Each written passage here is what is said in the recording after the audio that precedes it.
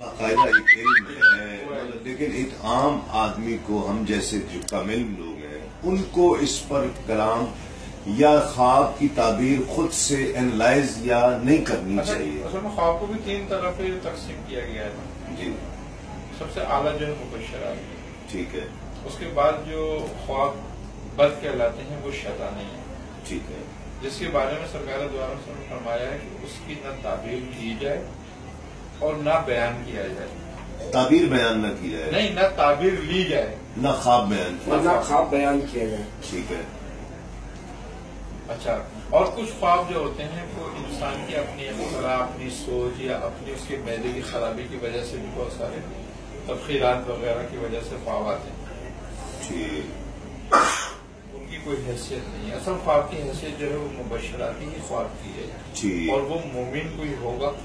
ٹھیک. اور وہ شخص کے جو باقاعدہ طور پر پورے طریقے سے شریعت و سنت پر کاربند ہوگا. ٹھیک.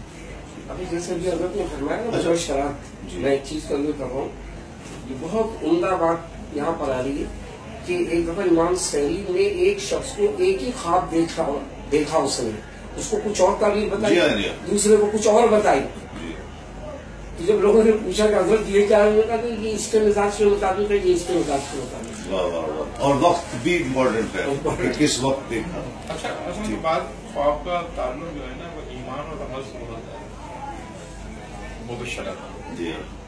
اچھا حضور، یہ جو دنیا دار آدمی بظاہر لگتا ہے دیکھنے میں، لیکن کہتا ہے جی مجھے نبی پاک صلی اللہ علیہ وسلم کی زیارت ہوئی ہے اور مجھے یہ، مطلب یہ ٹھیک ہے وہ ایسا. دیکھیں، جو بھی کلمہ پڑھتا ہے توحید اور رسالت پر ایمان رکھتا ہے اور ایمان عمل نہ کرتا ہو بھلے، لیکن ایمان اس طریقے سے رکھتا ہو کہ جو توحید اور رسالت کا حق ہے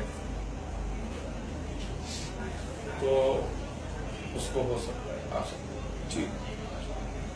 لیکن وہ اس کو باقاعدہ اگر بتا رہا ہے لوگوں کو فخر و مباحات کے طور پر، تو پھر فقہات کہہ لو یا پھر بزرگان دین کہہ لو، انہوں نے منع کیا ہے. دیکھا ظاہر ایسے بھی ہیں جن کو سوچنے کے علاوہ بھی سرکار معلوم صلی اللہ علیہ وسلم کی زیارت ہو رہی ہے، پھر وہاں پر اس کی نفس کا تعلق ہوگا، نفس خراب ہوگا اس کا.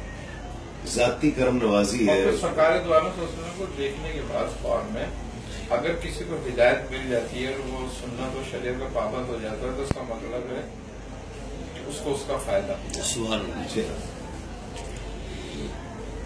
اچھا میم، بات ایک یہ بھی سوال ہے کہ علم تعبیر جو ہے یہ خصوصیت ہے. علم تعبیر سے متعلق اکثر پوچھا جاتا ہے کہ یہ خاص علم ہے جو خاص لوگوں کو عطا ہوتا ہے. یہ اصل میں علم لدنی کا ایک حصہ ہے. سبحان اللہ.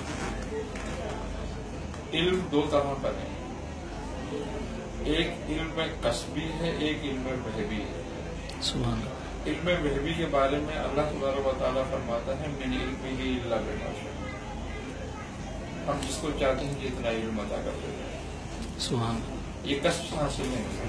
السلام علیکم. وعلیکم السلام. وعلیکم السلام. کیسا